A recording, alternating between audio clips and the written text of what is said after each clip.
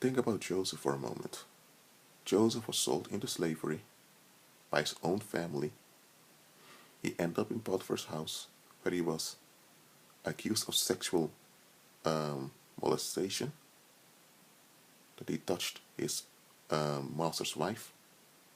He was thrown in jail for something he didn't do. He was betrayed once they forgot him by one of his inmates, but he ended up as the ruling man of Egypt for decades. Now look, when he was just a slave, arriving at Potiphar's house, nobody could have imagined that this man would be the ruling man in Egypt. If there were people that would have foreseen that he would become the ruling man, especially among the elites over there, they would have killed him. Because they never, under any conditions would have accepted a foreign man who did not worship the Egyptian gods to become the ruling man upon Egypt. They would have never accepted it. It was because they were blinded and distracted that they didn't notice the potential of Joseph. Now, I'm not going to compare myself to Joseph. Just understand what happened to Joseph. Similar things happen to many people. And let me tell you, about me, if people would have known that I would become born again in my early teens, probably the Lord's hand was upon me since a kid. I don't know how that was. And if they would have known that I would become born again in my early teens, and that I would grow very quickly and mature quickly in the supernatural, and that I would overcome all generational curses, and not only overcome it, that I would go very far in the supernatural, if people would have known that, and also would have known that I would reach hundreds of thousands of people later online through the internet, if people would have known that, I'm talking about the people in my past, do you really think they would have allowed me to live? No, because then they would have realized that, hold on a minute, if he's going to overcome all the darkness, that means he's also going to overcome us. It also means that his victory will be at our expense. And it will be our own fault because we're the ones agreeing in darkness and we're the ones not the one willing to let go.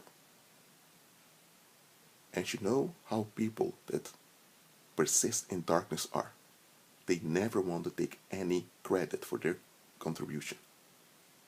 In the sense that they never want to admit when they are wrong, when it's them contributing to the negative. They will always have some excuse or some reason why they have a right to will what they will. And let me tell you, if people would have known what would come from me, I didn't know what was coming for me. I didn't. I never could have imagined me reaching hundreds of thousands of people by just making some videos online. If people would have known this early on, they would have killed me. Why? They don't want to live with embarrassment that they've agreed negative upon their sheets, talking bad about me all the time, and now look, now they're in the negative, and I'm operating, overcoming in the supernatural. They don't want that to happen. And you know what? When people began to notice that I was overcoming, when people noticed that, man, I was going very far supernaturally, I was getting certain outcomes that people were startled by, when people noticed this, and when people noticed that every will against me was overruled at the expense of those that willed it, they lost it. They lost it. They became desperate, wanted to do something to me. But they knew it was too late.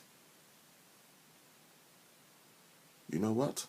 When you have overcome, when you are in agreement with Christ, it's then that you will see how desperate wicked people are in defending their relief-centeredness.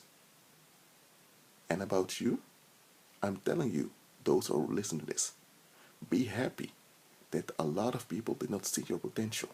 Be happy that a lot of people did not appreciate your talents.